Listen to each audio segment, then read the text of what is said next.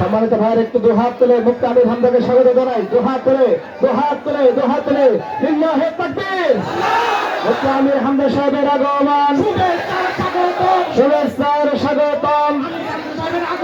আমির হামদা ভাইয়ের আগমন পাবনাবাসীর পক্ষ থেকে, সাথিয়ার পক্ষ থেকে, বিলতাপুরের পক্ষ থেকে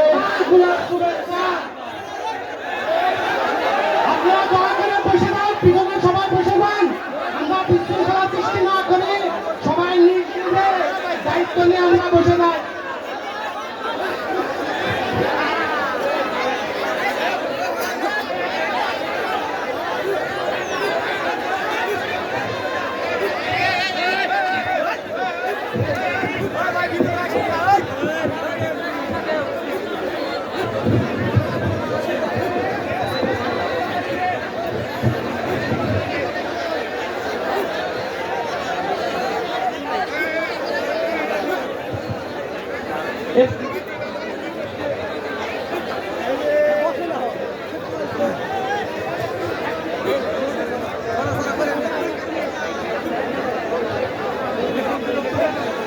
এ পর্যায়ে আমাদের মাঝে বক্তব্য রাখবেন আমাদের কাঙ্ক্ষিত প্রধান বক্তা মুফতি আমির হামদা।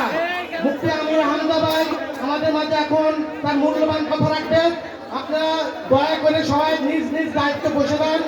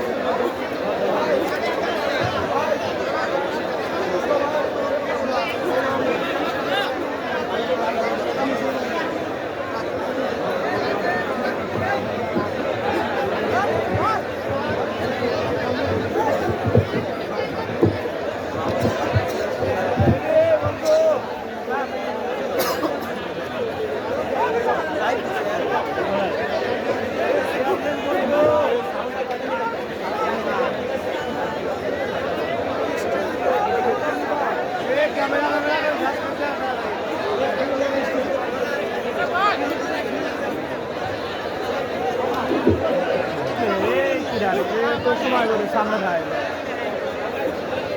টেবিলটা নোটি হেগো ভাই আমি তাড়াতাড়ি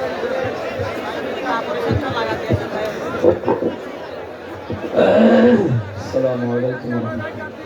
আরে ভাই এত সময় কোনে গেছিলেন?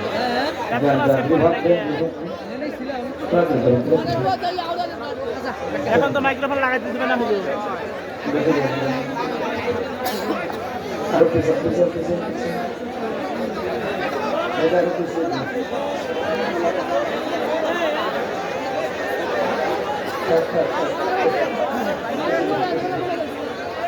সরতেছি ভাই ওয়াস্ত শুরু করবে। ভাই এত ভাই কি করে মানুষ আছে না কিছু ওইগুলো কিছু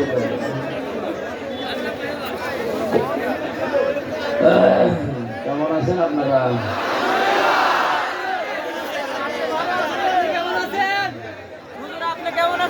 এত রাত পর্যন্ত কেমন থাকবো হয়ে গেছে।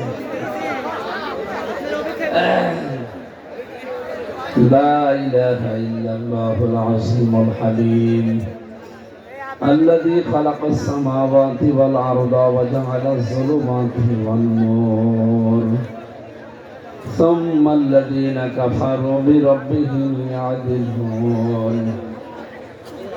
ونشهد أن محمدا عبده ورسوله الذي أرسله بالحق بشيرا ونذيرا وداعيا إلى الله بإذنه وسراجا منيرا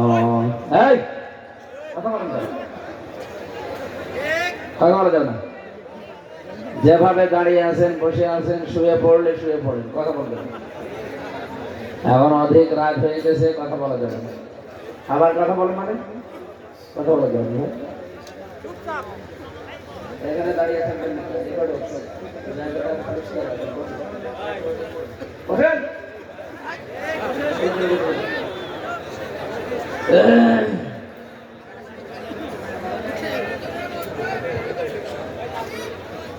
فقد قال الله تعالى في كلامه المجيد وفرقانه الحميد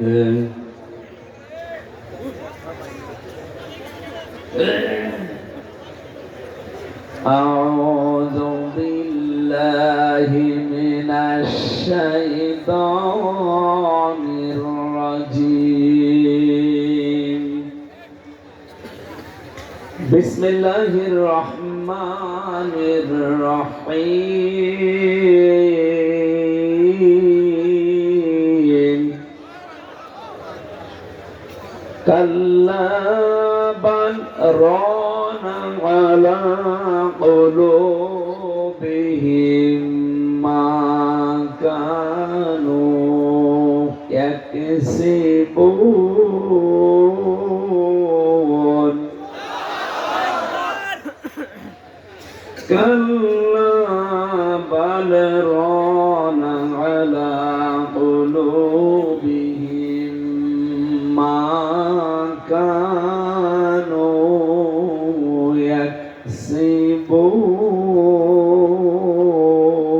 يكسبون صدق الله العظيم عن أبي هريرة رضي الله تعالى عنه قال قال النبي صلى الله عليه وسلم إن العبد إذا أذنب ذنبا كانت نقطة سوداء في قلبه فإن تاب ونزع واستغفر سقل قلبه وإن زاد زادت حتى تغلب على قلبه فذلك الرأن الذي ذكر الله عز وجل في كتابه رواه الترمذي وقال تعالى في شان رسوله من الجنة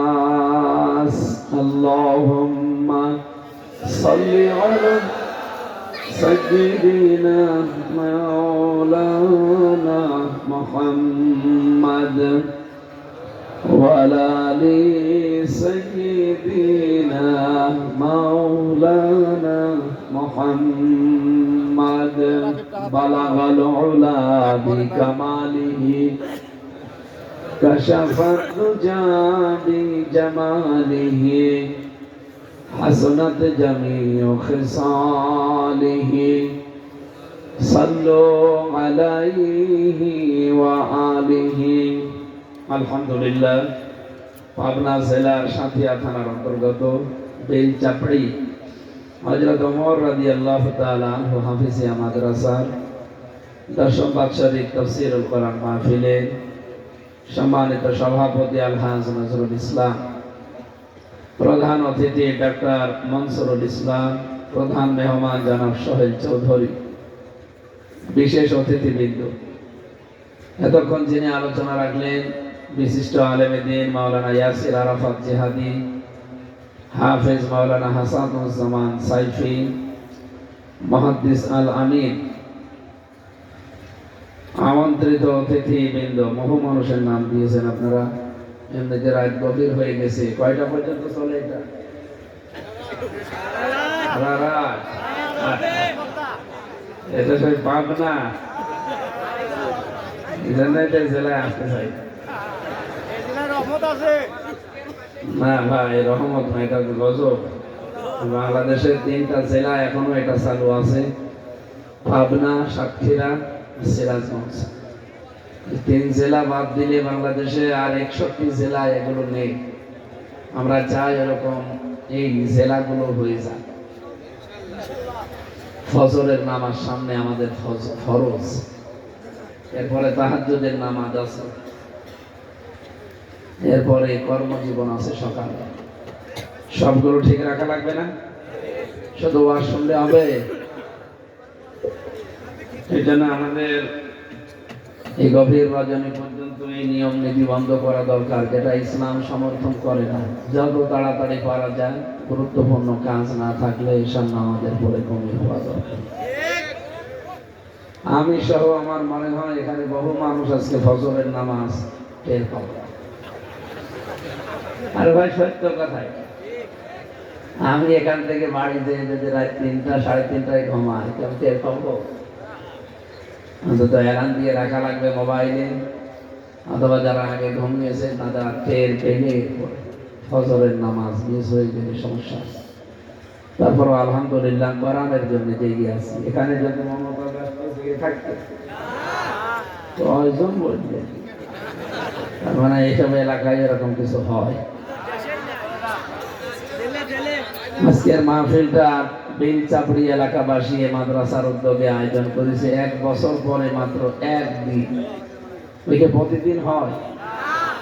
সুতরাং একটা বছর পরে একটা দিন যখন আমরা পেয়েছি, হযরত আবু বকর সিদ্দিক রাদিয়াল্লাহু তাআলা আনহু, তিনি মাত্র একটা দিন একটা রাত নবীজিকে পাহারা দিয়েছিলেন হিজরতের সময়। হযরত ওমর, যার নামে মাদ্রাসা, তিনি মাঝে মাঝে বলতেন, আমার সারা জীবনের ইবাদত আমি আবু বকরকে দিয়ে দিলাম। শুধু ওই একদিন এক রাতের যে সওয়াব সে পেয়েছে, ওইটা যদি আমারে দিয়ে দেয়, আমার আর কিচ্ছু লাগবে না।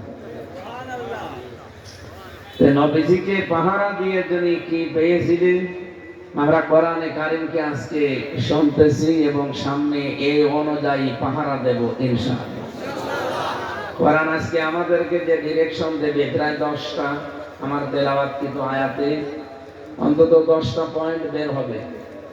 এর আলোকে আমরা তাফসীর আকারে, তাফসীর মাহফিলে লিখেছে, তাফসীর আকারে কথা বলি, জীবনকে আমরা সাজাতে চাই কোরআনের আলো দিয়ে।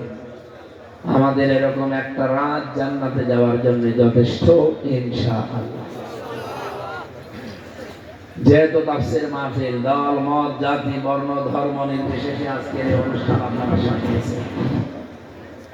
এটা কি শুধুমাত্র যারা বিএনপি করে তারা এসেছে, যারা জামাত ইসলামী করে তারা এসেছে, যারা চরমনায় পীরের মুরিদ তারা এসেছে? মানুষ যারা আমরা